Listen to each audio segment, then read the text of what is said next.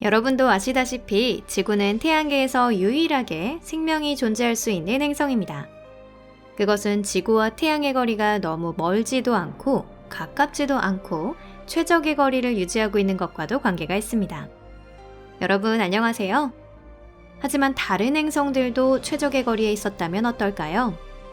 여러분, 여기는 토픽입니다. 다시 말해 어떤 의문에도 의미는 있다는 것이죠. 함께 상상해 보겠습니다. 그럼 바로 시작할게요.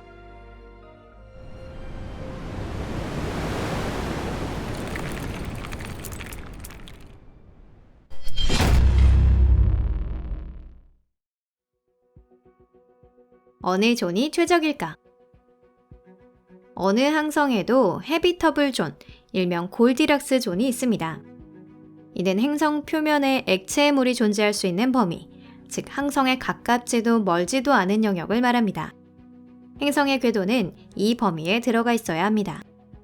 헤비터블 존은 명확한 경계를 가진 영역이 아니라 행성 자체의 조건에 크게 의존하고 있습니다. 예를 들어 우리 지구에도 남극 대륙처럼 섭씨 0도 이상이 되지 않는 곳, 즉 액체의 물이 존재하지 않는 지역이 있습니다. 지구의 지질사를 돌이켜보면 25억 년 전 휴로니안 빙하기처럼 지구가 완전히 얼어붙은 시절도 있었죠. 하지만 이는 지구가 헤비터블 존에서 나갔다는 것을 의미하지는 않습니다. 한편 헤비터블 존의 외연을 초월한 행성이라도 온실가스라는 짙은 구름을 통해 지표의 온도를 쾌적하게 유지하는 경우도 생각해 볼 수 있습니다. 이 점을 고려할 때 헤비터블 존이라는 개념은 반대로 해석하는 것이 이해하기 쉬울지도 모릅니다. 헤비터블 존에서 크게 벗어날 수 있는 행성에는 액체의 물이 존재하지 않습니다. 그렇다는 건 그 행성의 지표에는 지구와 비슷한 생명이 존재할 수 없다는 것을 의미하죠. 아무리 온실가스라고 해도 명왕성 같은 천체를 구제할 수는 없는 것입니다. 이처럼 헤비터블 존의 경계는 상당히 모호하다고 할 수 있습니다. 태양계에 관해서 단 한 가지 확실하게 말할 수 있는 것이 있다면 그것은 지구가 헤비터블 존의 거의 중앙에 있다는 점뿐입니다. 또한 금성도 태양의 헤비터블 존에 있습니다. 전문가들의 계산에 따르면 만일 금성에 지구와 같은 대기가 존재할 경우 금성의 평균 기온은 약 26도가 된다고 하는데요. 지구의 현재 평균 기온은 섭씨 15도입니다. 즉, 금성, 특히 적도 바로 아래 지역에서는 조금 덥다고는 하지만 충분히 생활할 수 있는 것입니다. 화성도 헤비터블 존에 있습니다. 현재 화성이 조금 추운 것은 확실한데요. 그것은 화성이 정상적인 대기를 갖고 있지 않기 때문입니다. 화성이 아직 대기를 잃지 않았을 무렵, 그곳에는 액체로 된 물이 존재했습니다. 이미 그 증거도 많이 발견되었습니다. 한마디로 행성이 헤비터블 존에 있다는 것 자체에는 아무런 의미가 없는 것이죠. 예를 들어 금성의 온도는 온실 효과에 의해 태양의 지근거리에 있는 수성보다 높습니다. 그렇기 때문에 만약 다른 행성이 골디락스 존에 있다고 해도 반드시 생명에 적합한 환경인 것은 아닙니다. 다만 몇몇 행성에는 약간의 변화가 있을 것입니다. 그 구체적인 예를 이 영상의 다음 챕터에서 다뤄볼 예정입니다. 궤도에서 놀자. 자, 여기서 약간의 실험을 해보도록 하겠습니다. 태양계의 여러 천체를 헤비터블 존에 두고 거기서 일어나는 변화를 시뮬레이션 해보는 건데요. 우선 수성부터 시작해볼까요? 이 행성은 헤비터블 존 바깥쪽 경계가 아니라 안쪽 경계를 넘은 곳에 있는 유일한 행성입니다. 만약 수성을 헤비터블 존에 두면 변화는 일어나지 않습니다. 물론 아주 약간의 변화는 있습니다. 예를 들어 낮에는 그다지 고온이 아니게 됩니다. 현재 수성의 밝은 쪽 온도는 400도 이상이 될 가능성이 있습니다. 만약 수성이 지구 궤도상에 있었다면 분명 달과 비슷한 온도가 될 것입니다. 달은 낮에 겨우 127도까지만 상승합니다. 달과 수성의 공통점은 안정적인 대기를 조금도 갖고 있지 않다는 것입니다. 다음에는 세레스에 대해 알아볼까요? 과학자 중에는 세레스가 이미 헤비터블 존 내에 있다고 생각하는 사람도 있지만 이는 너무 낙관적인 추산입니다. 우선 가장 큰 준행성인 세레스가 지구 궤도상 어딘가에 있었다면 온도가 상당히 상승했을 것입니다. 현재 세레스의 온도는 여름 한낮이라도 영하 38도를 넘지 않습니다. 하지만 지구 궤도상으로 이동하면 역시 달과 비슷한 온도가 됩니다. 맞아요. 세레스에는 수성과 마찬가지로 대기가 거의 없기 때문이죠. 세레스 표면에는 물로 된 얼음이 약간 존재합니다. 아까도 말씀드렸듯이 세레스에는 대기가 없는데요.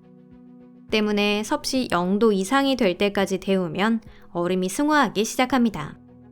즉, 얼음이 액체 상태가 되지 않고 직접 기체가 되는 것이죠. 한동안 세레스에는 수증기로 된 대기막이 생길지도 모릅니다. 하지만 이 막은 아주 희박해서 곧 우주 공간으로 흩어져 버릴 것입니다. 대기를 유지하기에는 세레스의 중력이 충분하지 않습니다.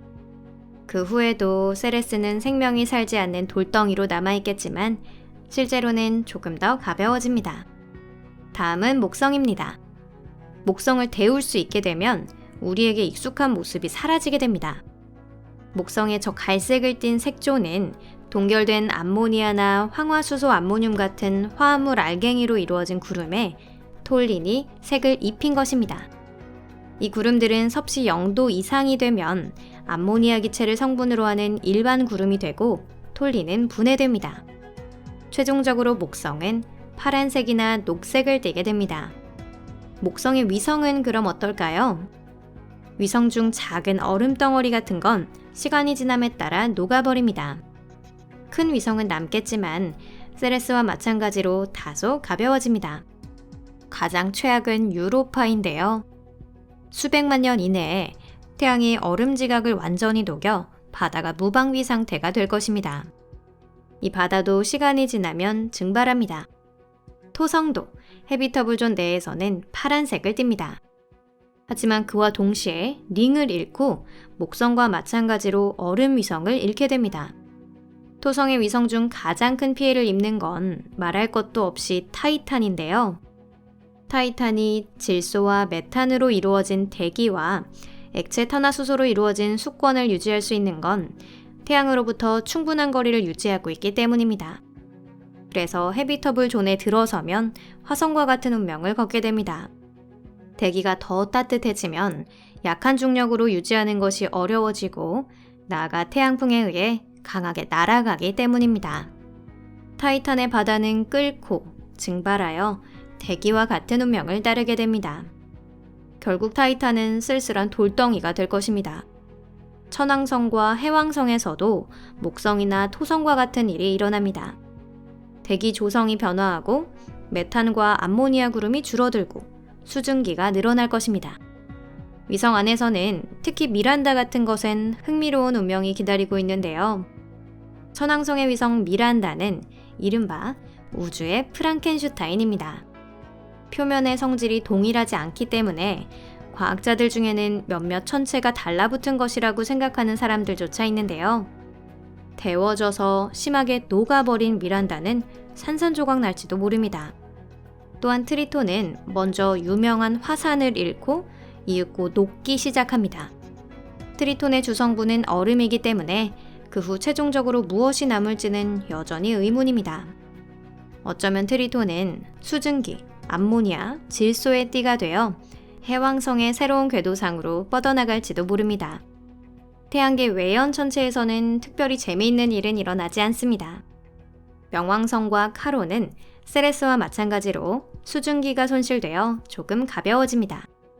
얼음으로 이루어진 다른 천체들은 완전히 녹아버릴 것입니다.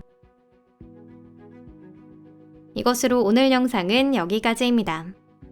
여러분 끝까지 시청해주셔서 감사합니다. 영상이 마음에 드셨다면 좋겠습니다. 여러분도 아시다시피 전체적으로 보면 어떤 천체가 헤비터블존 안에 있다고 하더라도 생명의 요람이 될 수는 없습니다. 지구에만 생명이 탄생한 데는 여러 가지 이유가 있어요. 행성이 올바른 위치에 있다는 건 중요한 요소 중 하나이기는 하지만 이것만이 이유는 아닙니다. 잠재적으로 생명에 적합한 태양계 외 행성을 탐색함에 있어 우리는 이것을 염두에 두어야 하지 않을까요? 채널 구독과 좋아요도 꼭 눌러주세요. 그리고 이 영상을 SNS에서 공유하는 것도 잊지 마세요. 댓글창에 영상에 대한 감상을 남겨주세요. 항상 즐겁게 읽고 있습니다. 그럼 잠시 동안 작별입니다. 다음 영상에서 뵐게요. 안녕히 계세요.